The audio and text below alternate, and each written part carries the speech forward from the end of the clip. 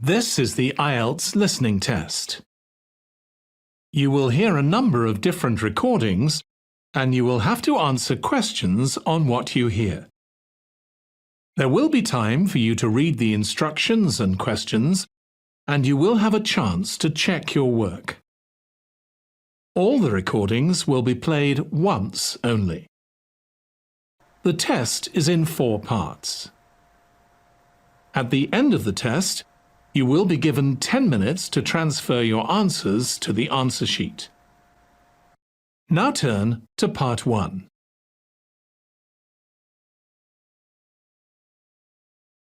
Part 1. You'll hear a telephone conversation between a Children Art Craft Centre agent and a customer. First, you have some time to look at questions 1 to 6.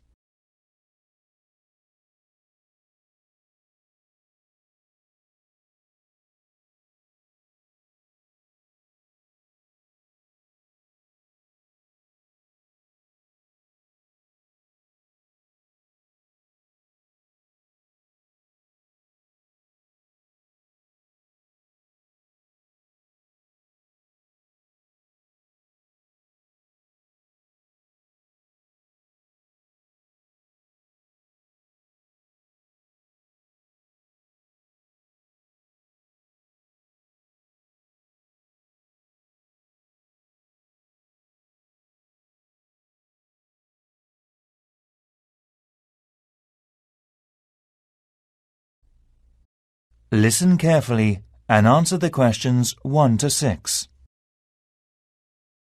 Good afternoon, Holborn Children Art and Craft Centre. May I help you? Oh yes, hello there.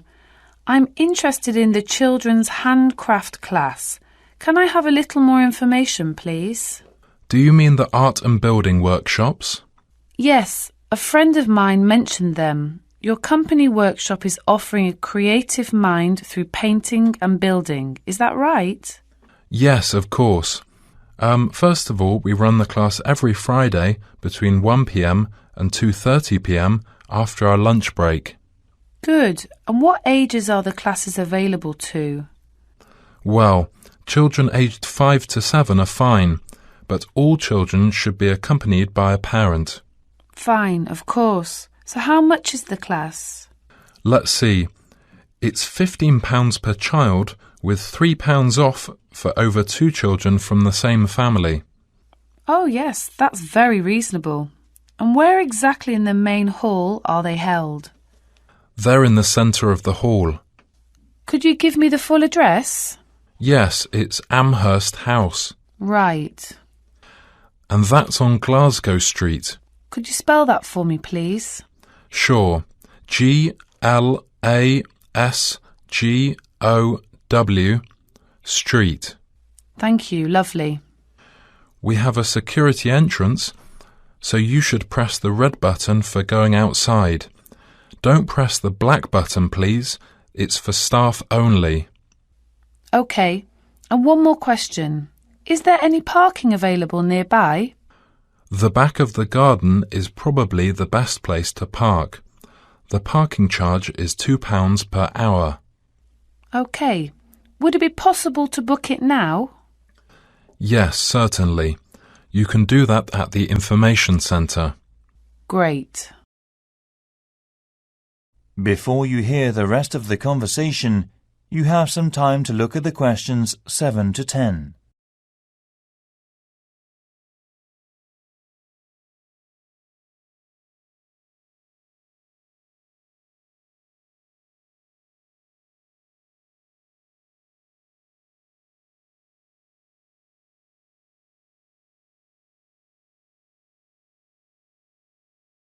Now listen and answer questions 7 to 10.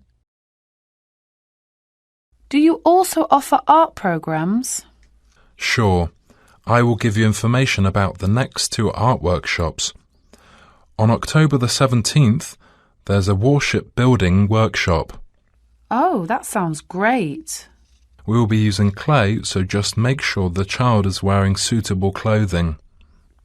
I know. I'm sure they will be making a terrible mess. So what is the other programme then? Well, it's coming at the end of this month on Saturday. That'll be the 31st of October, won't it? Yes, that's right. On that day there's going to be a Caribbean jungle theme. This is where kids make scenes with trees, rocks, animals and so on. Oh, is that safe? Yes, it is, don't worry. They'll just be using different kinds of paper, you know. They're good materials for making jungle backgrounds, rocks and things like that. OK, I see. The workshop sounds really good, and I'll call you back after talking about it with my husband. Lovely. Thanks very much for ringing.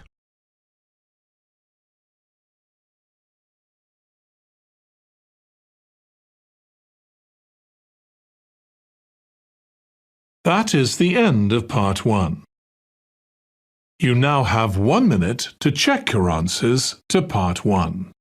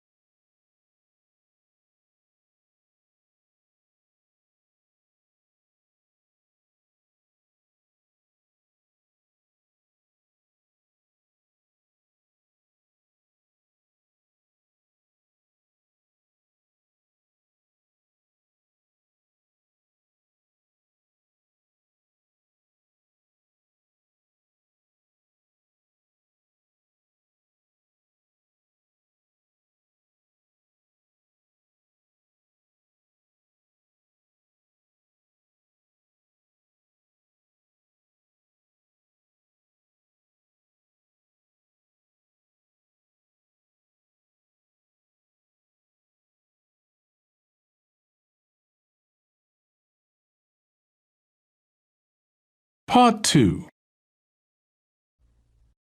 You'll hear a tracking program. Backpacking trip for the world. First, you have some time to look at questions 11 to 18.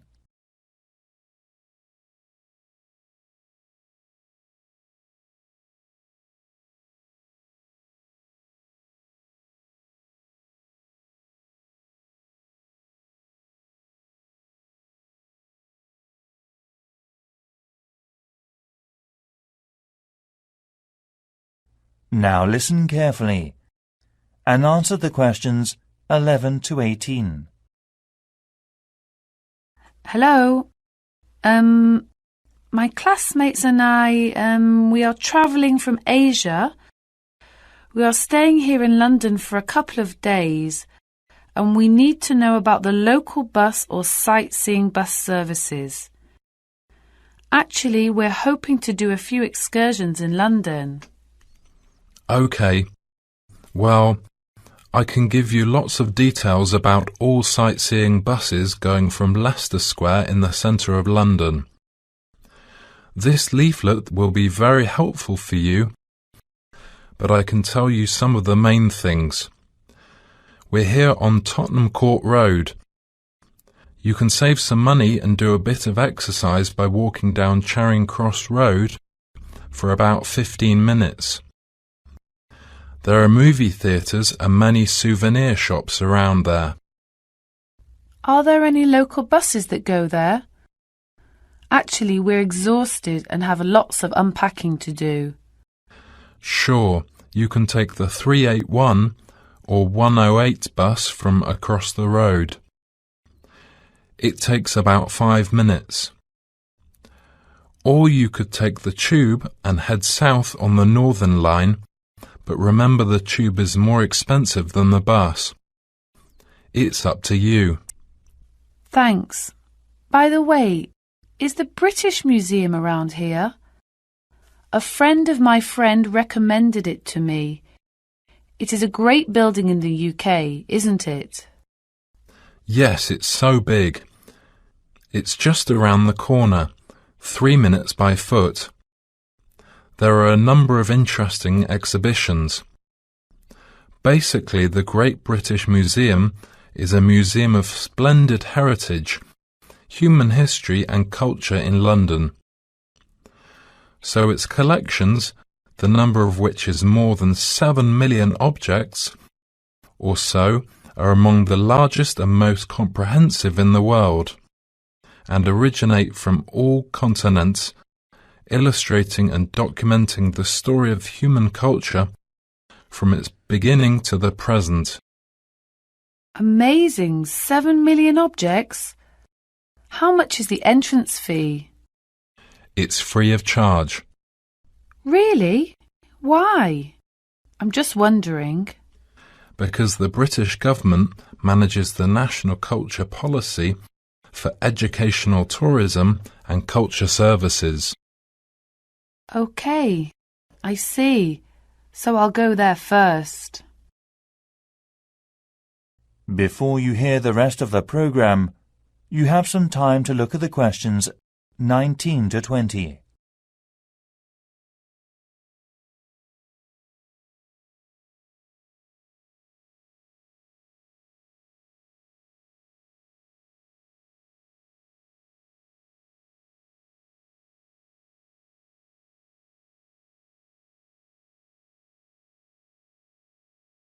Now listen and answer questions 19 to 20.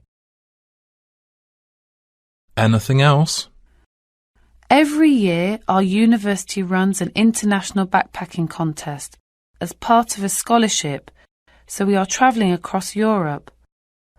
Our team won the contest last year, so our project plan is to understand and learn something about European countries' culture.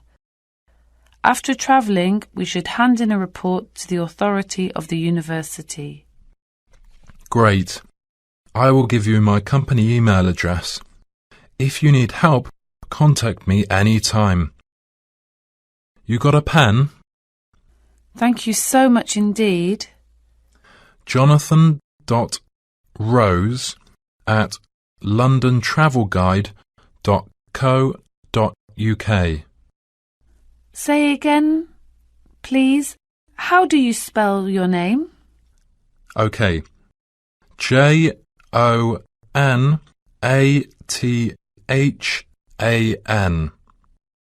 Right, I got it. I really appreciate your kindness, Jonathan. No problem. Any time. Bye. Enjoy your trip. Cheers, bye.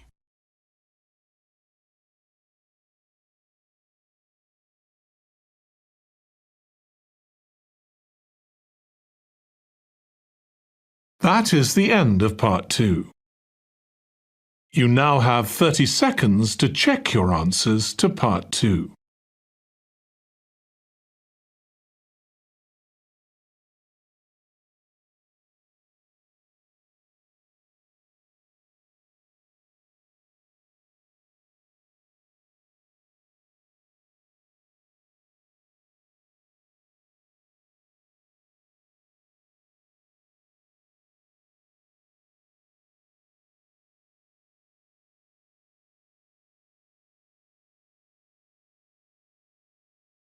Part 3.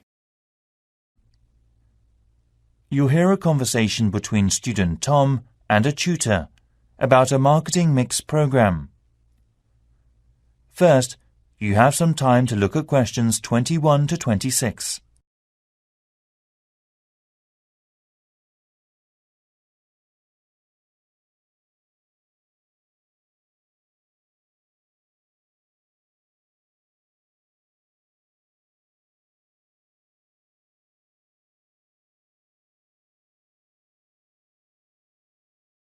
Now listen carefully and answer the questions 21 to 26. Hi, Tom. How have you been getting on with your coursework on the marketing mix? So far, so good.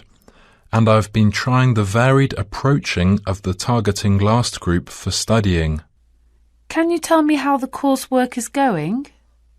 Well, we agreed on 4 main targets for the marketing mix, such as product, price, place and promotion, to find out about how to do suitable data analysis in various markets. OK, go on, Tom. At first, we separated both tangible services and intangible services. Can you give me some examples of tangible and intangible business models? A tangible model is mass-produced or manufactured on a large scale with a specific volume of units. On the other hand, an intangible model is service-based, such as the culture and tourism industry, or electronic products such as the mobile phone companies. That's right. But I got several questions about that. Actually, I need to talk to a lecturer. Oh, right. I'll help you. Who do you want to meet? Catherine March. Do you know her? She's in the business centre. Yes, of course. She's the head course leader there. Yes. She was very helpful and so kind. Oh, that's good. Did she give out anything in particular? Yeah, she recommended a marketing textbook called Marketing Mix and Strategy, written by Robin Kelly. And she also suggested I should book a couple of practice sessions using Marketing Practical System. OK, I'm sure you'll find them useful. Before you hear the rest of the conversation, you have some time to look at the questions 27 to 30.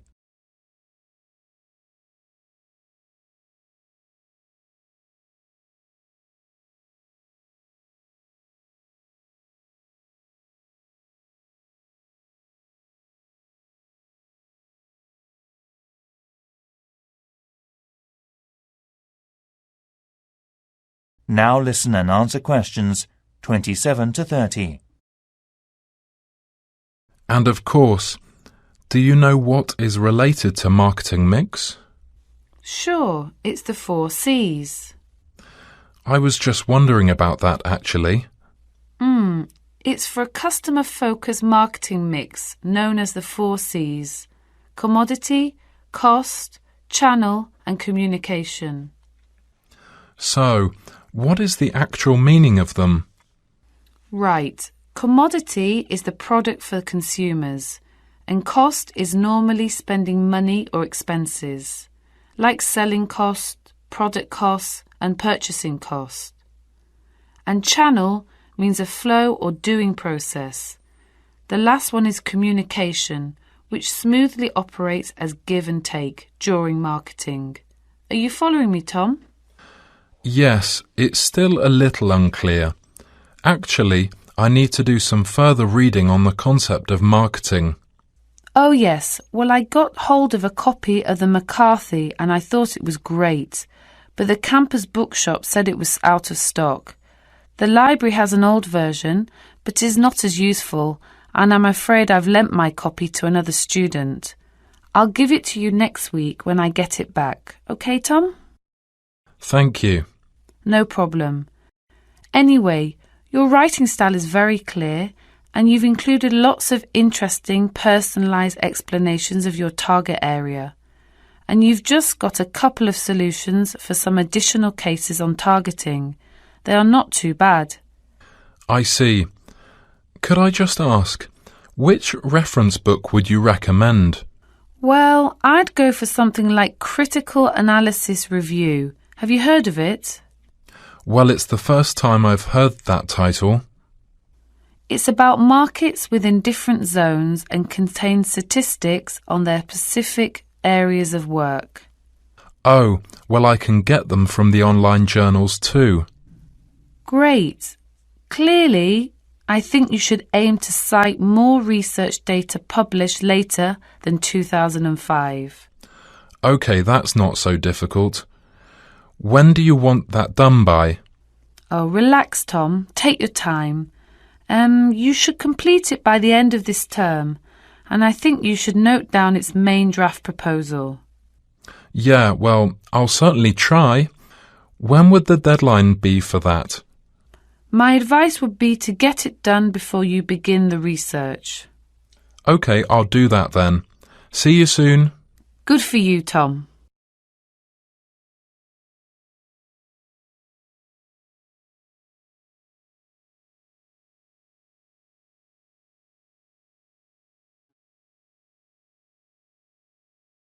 That is the end of part 3.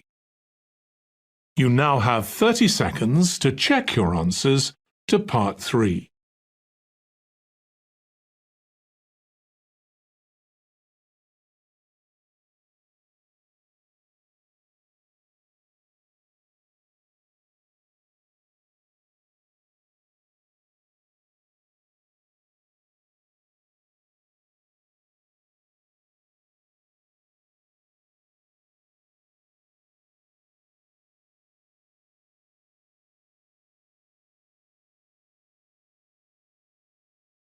Part 4.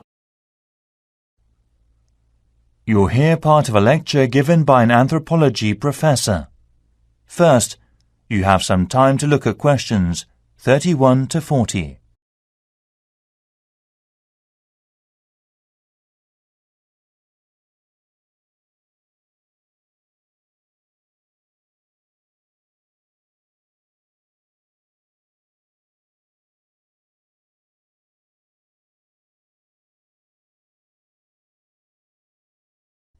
Now listen carefully and answer the questions 31 to 40. Tonight I'm going to talk to you about the history of tea. These days, there are lots of chances to drink tea.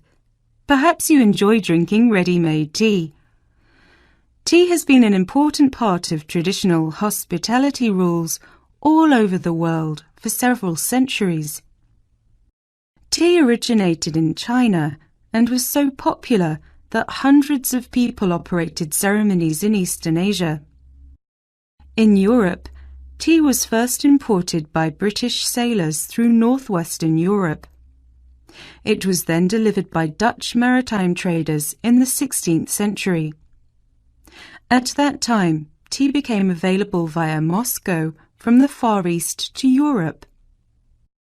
Tea also stood for independence, as shown by the symbol of the American eagle from the Boston Tea Party.